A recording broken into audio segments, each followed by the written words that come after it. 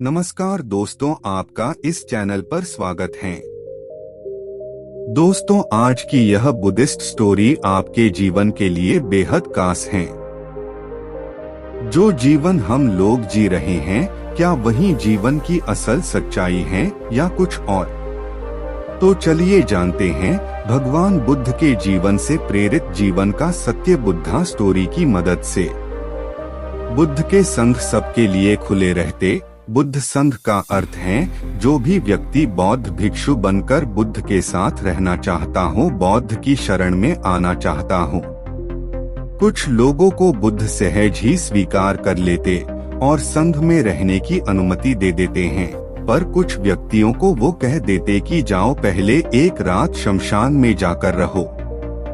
इसी तरह एक दिन एक व्यक्ति बुद्ध के पास आया और उसने बुद्ध के संघ में शामिल होने की इच्छा जताते हुए कहा, गुरुजी, मैं आपका शिष्य बनना चाहता हूँ।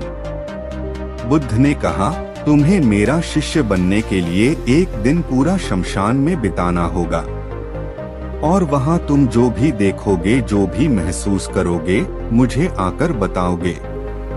उसके बाद ही तुम संघ में शामिल हो पाओगे। वो व्यक्ति ये सुन घबरा गया। उसने बुद्ध से कांपती आवाज में कहा, गुरुजी, दिन में तो ठीक है, लेकिन रात में शमशान में रहना खतरनाक है। बुद्ध ने कहा, कैसा खतरा? व्यक्ति ने कहा, वहाँ भूत प्रेत होंगे, वो मुझे पकड़ लेंगे और जान से मार देंगे या जीवन नर्क बना देंगे। भूत प्रेतों का खौफ उस व्यक्ति के चेहरे पर साफ दिख रहा था। पर बुद्ध ने कहा, क्या तुमने भूत प्रेत देखे हैं?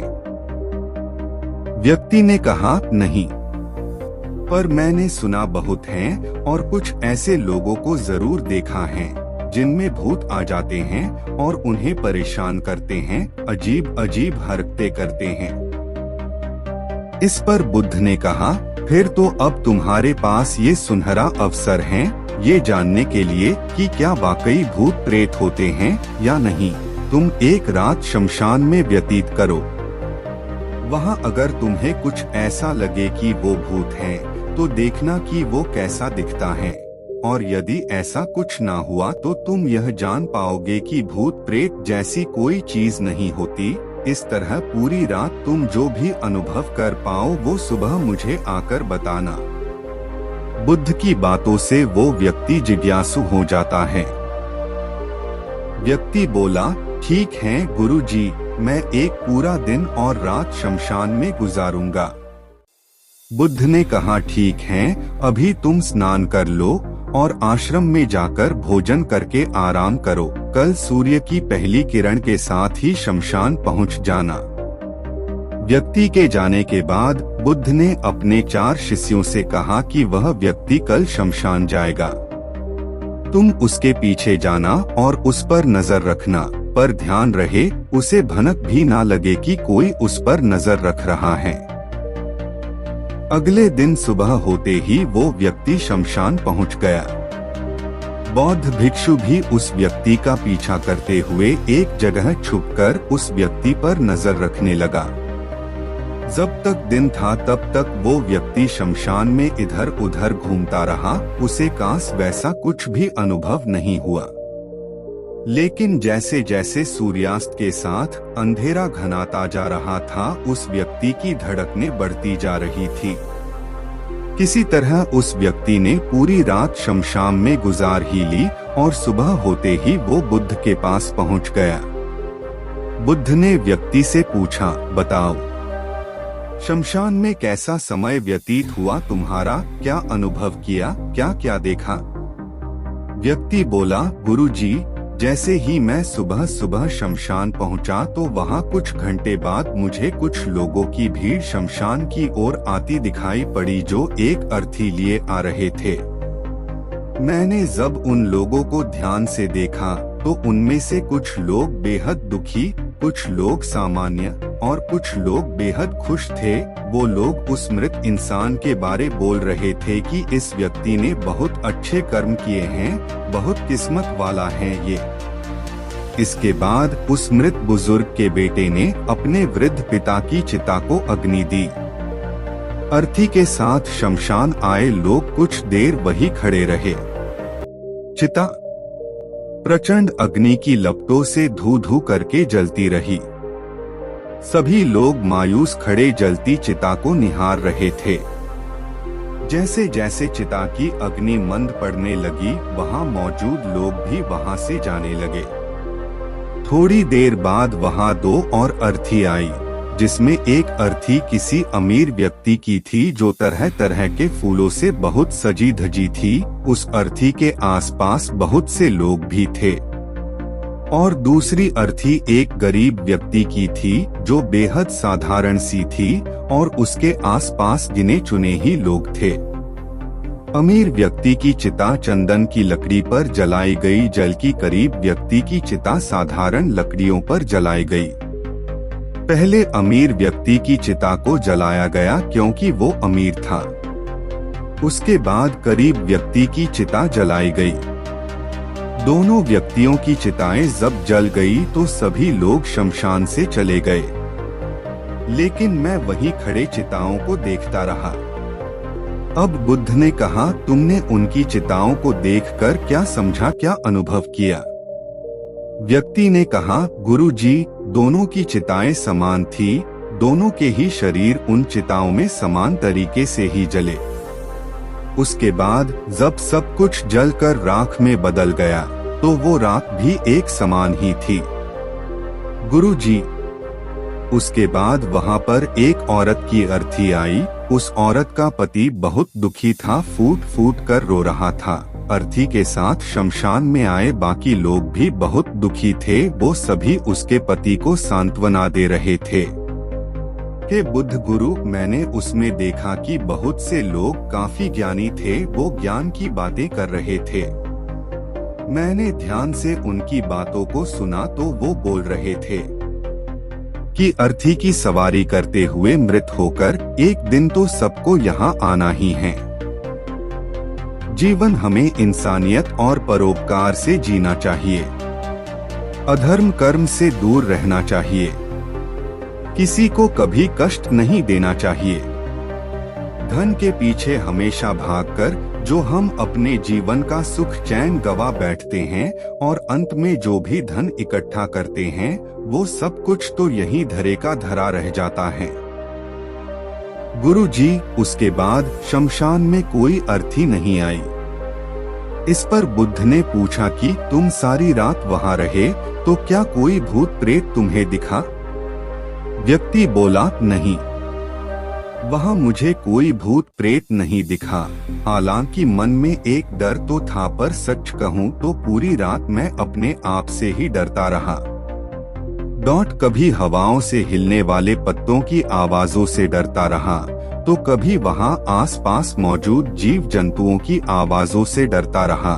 सारी रात सहमा रहा, लेकिन पूरी रात में मुझे कोई भूत प्रेत नजर नहीं आया।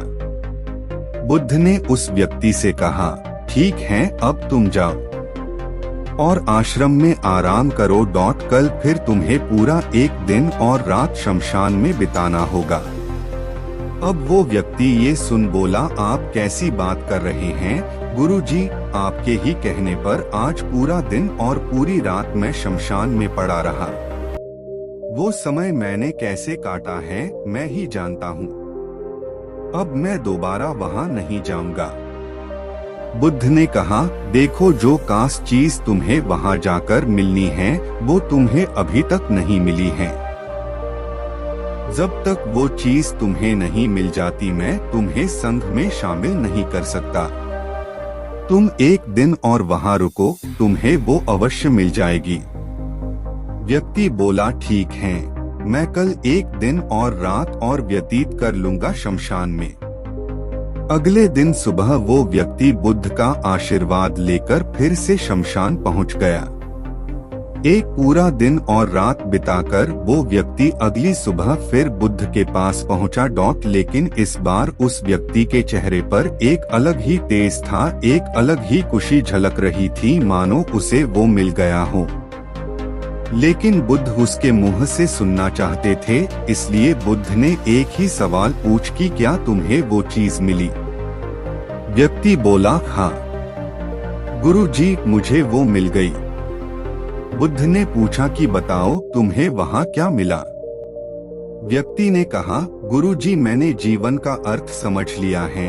मैंने वहाँ देखा कि कुछ लोग शाम को मुझे अर्थी पर लेकर आ रहे हैं। मुझे 4 लोगों ने अपने कंधों पर उठा रखा है। मेरे पीछे कुछ 15 से 20 लोग रोते बिलखते चल रहे हैं। मेरे पिता अर्थी के आगे आगे चल रहे हैं और कुछ लोग राम नाम सत्य बोलते हुए मेरे ऊपर फूल फेंक रहे हैं। मेरे सभी रिश्तेदार बहुत दुखी हैं। भीड़ में मौजूद कुछ लोग तो सिर्फ दुखी होने का नाटक कर रहे हैं। कुछ लोग मेरे पिता को सांत्वना दे रहे हैं। तभी कुछ देर बाद मेरी अर्थी को जमीन पर रख दिया गया और मेरे शरीर को उठाकर चिता पर लिटा दिया गया। मैं ये सब दृश्य अर्थी पर लेटे हुए देख रहा था। मैंने उस अर्थी से उठना चाहा, पर उठ नहीं सका। मैं सांस लेना चाहता था, पर सांस नहीं ले पा रहा था। मैं पूरी तरह से असमर्थ और विकलांग की तरह था। क्योंकि मेरे अंदर सांस नहीं थी। मैं अपने पिता को गले लगाना चाहता था, लेकिन मैं उठ नहीं सकता था। मैं भाई को गले लगाकर ये कहना चाहता था कि तुम अपना और माता पिता का ध्यान रखना। घर व परिवार की जिम्मेदारी अब तुम्हारे ऊपर है, इसे बखूबी निभाना। इससे मेरी आत्मा को शांति मिलेगी। कुछ समय बाद मेरा मुंह कपड़े से ढक दिया गया और शरीर के ऊपर कई लकड़ियां रख दी गई। मुझे अब कुछ भी दिखाई नहीं दे रहा था। फिर उसके बाद मुझे अत्यंत गर्मी महसूस हुई। मुझे एहसास हुआ कि मुझे अब जलाया जा रहा है। धीरे धीरे लकड़ियों के साथ साथ मेरा पूरा शरीर जलने लगा। मेरा दम घुट रहा था। मैं उठना चाहता था। आखिर अग्नि ने प्रचंड रूप ले लिया और धीरे धीरे मैं भी उस अग्नि में पूरी तरह खो गया। पूरी रात मैं खुद को ऐसा ही जलता देखता रहा। मैंने देखा कि अंतिम रूप में मैं एक राख बन चुका हूँ। उस पूरी रात ना तो मैं डरा, ना ही मुझे डर का एहसास हुआ। जब आंखें खुली तो एक तीव्र रोशनी मेरे आंखों पर पड़ी। मैंने देखा कि ये तो मैं हूँ, वो भी शरीर के साथ। मुझे बहुत खुशी का अनुभव हुआ। उसके बाद मेरे मन से ना जाने कितने ही भ्रम समाप्त हो गए और मैं आपके पास आ गया। बुद्ध मुस्कुराए और बोले कि तुम अब संघ में शामिल हो सकते हो, क्योंकि तुमने अब ज्ञान रूपी उस बीज को प्राप्त कर लिया है, जिसमें शरीर को भूलकर स्वयं को जानने की इच्छा होती है। इसी ज्ञान की प्राप्ति के लिए मैंने तुम्हें शमशान भेजा जहाँ अंततः तुमने ये जाना कि शरीर नश्वर है, नेत्रों से दिखने वाली हर चीज नश्वर है।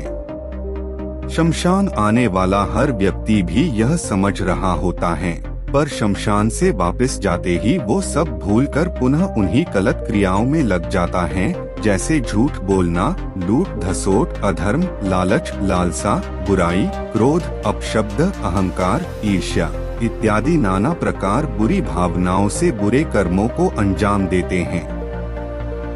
किंतु अब तुम्हारे अंदर ज्ञान का वो बीज अंकुरित हो चुका है, जिसमें हम जीवन को तब तक नहीं समझ सकते जब तक मृत्यु को निकट से देखा व समझा ना जाए। अच्छे स्वास्थ्य की कीमत वही समझ सकता है जो अत्यंत बीमार हो या जो बहुत लंबे समय से बुरे स्वास्थ्य से जूझ रहा हो। ठीक उसी तरह जीवन का महत्व वही समझ सकता है जो मृत्यु से रूबरू हुआ हो या जो मृत्यु को समझ चुका हो, एहसास कर चुका हो। अब तुम्हें इसी बीज को लक्ष्य बनाकर ध्यान की मदद से स्वयं को और ज्यादा जानना है और ज्ञान की उस सीमा पर पहुंचना है जिसे जानने के बाद कुछ भी शेष नहीं रह जाता। कोई इच्छा, कोई लालसा शेष नहीं रह जाती। मन हर विचारों से मुक्त हो जाता है, सब शून्य में समाहित हो जाता है। मन में जिज्ञासा का कौतूहल शांत होकर ज्ञान रूपी शांति में बदल जाता है। यहीं से परम शांति, सुख, सुकून का आनंद एवं अनुभव प्राप्त होना आरंभ होता है। तो दोस्तों, आज आपने इस जीवन का सत्य कहानी से क्या सीखा, कमेंट करके जरूर बताना। हम अपने चैनल पर जीवन बदल देने वाली ऐसी ही तमाम ज्ञान से भरी शिक्षाप्रद नैतिक कहानियां आपके लिए लाते ही रहते हैं, तो चैनल को सब्सक्राइब जरूर कीजिएगा। धन्यवाद।